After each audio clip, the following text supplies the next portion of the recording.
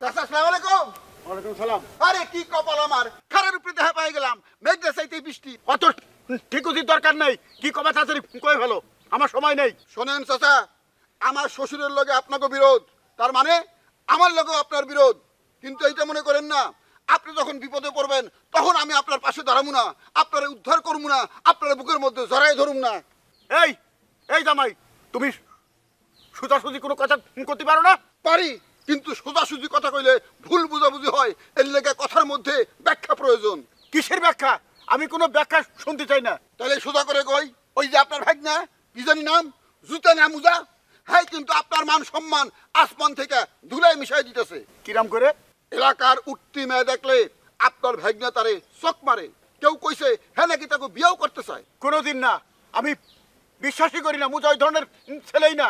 এর আগে মুজা এই বাড়িতে থাকছে, মুজার সঙ্গে গ্রামের প্রত্যেকের ভালো সম্পর্ক। সম্পর্ক আগে ভালো ছিল, এখন ভালো নাই। কারণ আগে তার বউ ছিল, এখন বউ নাই। বউ চলে যাওয়ার পর তার স্বভাবের অনেক পরিবর্তন ঘটছে, অনেক অধঃপতন হয়েছে তার। আচ্ছা, আমি বুঝতে পারতেছি না এই সমস্ত খবর তোমাকে কে দেয়? সেইটা আমি আপনারা হন কমু না, জায়গা মতো যদি কভার দরকার হয় ঠিকই কমু। মুকলেশ, তোমার এই কথা যদি মিথ্যা হয় তাহলে তোমার নাম আমি বিচার বসাবো।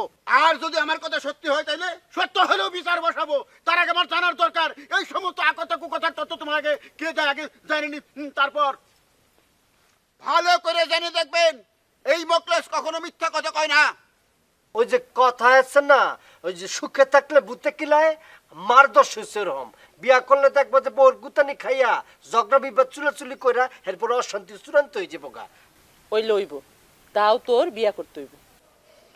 শোনো খালা, বিয়া যদি আমার করতে হয় আমি নিজেই মায়ে দেখবো, আমার পছন্দ হইলে খালা তোমারে বলবো, তুমি মারে জানাই দিবা, ঠিক আছে?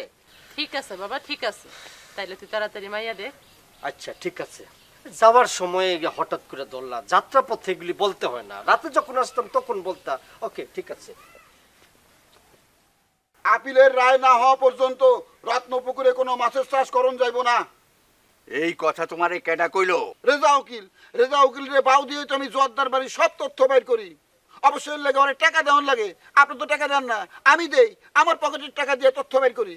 তুমি রফিক উকিলের কাছে যাও, নতুন করে আবার কি ঝামেলা লাগলো? ঝামেলার কিছুই নাই। এই মোকলেস আপনার লগে থাকলে আপনার কোনো টেনশন নাই, আপনি খালি টাকা জোগান দিবেন, আমি আপনার কাম করে দেবো, বাস। মোকলেস, আমি কিন্তু তোমারে অনেক টাকা দিছি, সেই অনুযায়ী আমি কিন্তু কাজ পাই নাই। দিলেন তো মাথাটা গরম করে। আমি টাকা খাই আপনার কোন কামটা করি নাই? আমি না থাকলে রত্নপুকুরের সব রত্ন এতক্ষণ জোয়ারদারের আলমারিতে শোভা পাইতো। মাছের টাকা নাকি তুমি নিছো? ওই টাকা ফেরত দাও, এখন তো আর মাছের খামার করা যাইব না।